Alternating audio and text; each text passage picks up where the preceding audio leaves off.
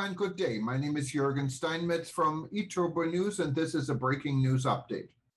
For more news updates and shows, please go to youtube.com/travel news group. youtube.com/travel news group. Here's our update. Vaccine inequity could hinder new global recovery. Jamaica Tourism Minister Hon. Edmund Bartlett has underscored that increased global access to COVID-19 vaccines is the key to a broad-based tourism and global economic resurgence. This, as he lamented the negative impact of vaccine inequity, which he says could hamper global recovery. Equitable global vaccination is not only a moral imperative but also presents long-term economic sense. Vaccine inequity persists where even with over 6 billion doses of vaccines distributed around the world, the majority of these are in high-income countries. The poorest countries have less than 1% of their population vaccinated. There will be no broad-based recovery without an end to the health crisis. Access to vaccines is key to both.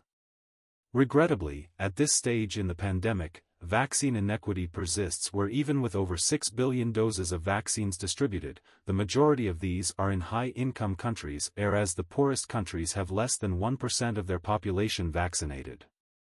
We agree that equitable global vaccination is not only a moral imperative but also presents long-term economic sense, said the minister.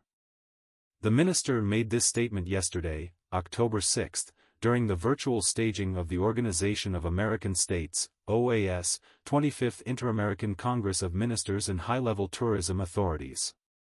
It brought together top tourist officials, as well as representatives from the commercial sector, academia, and civil society, to examine strategies for mitigating COVID-19's negative effects on tourism, as well as tourism post-COVID-19.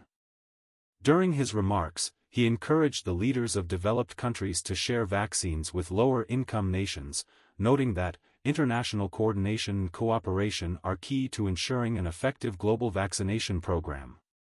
Given the characteristic of a pandemic, and COVID-19, in particular, there can be no sustained nor sustainable global tourism where lower-income countries are left behind. This is the premise of the 2030 Agenda for Sustainable Development, lest we forget. In this regard, we welcome and are grateful for gifts of vaccines from our developed partners, and we would stress that these should be timely and effective gifts, with consideration for the expiry dates of vaccines, he said. During the session, ministers and high-level authorities of tourism had the opportunity to exchange ideas and review policy related to the impact of the COVID-19 pandemic on the travel and tourism sectors and identify concrete areas for cooperation among member states to promote its rebuilding and recovery following the pandemic. Minister Bartlett is currently the chair of the high-level OAS working group, which is developing an action plan for the recovery of the cruise and airline industries. The working group is one of 4, which were announced during the second special session of the OAS Inter-American Committee on Tourism, (SITR), held on August 14, 2020, to facilitate the effective and timely recovery of the travel and tourism sectors.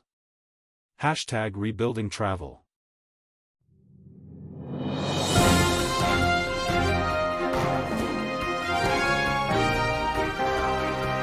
Thank you for listening to our news update.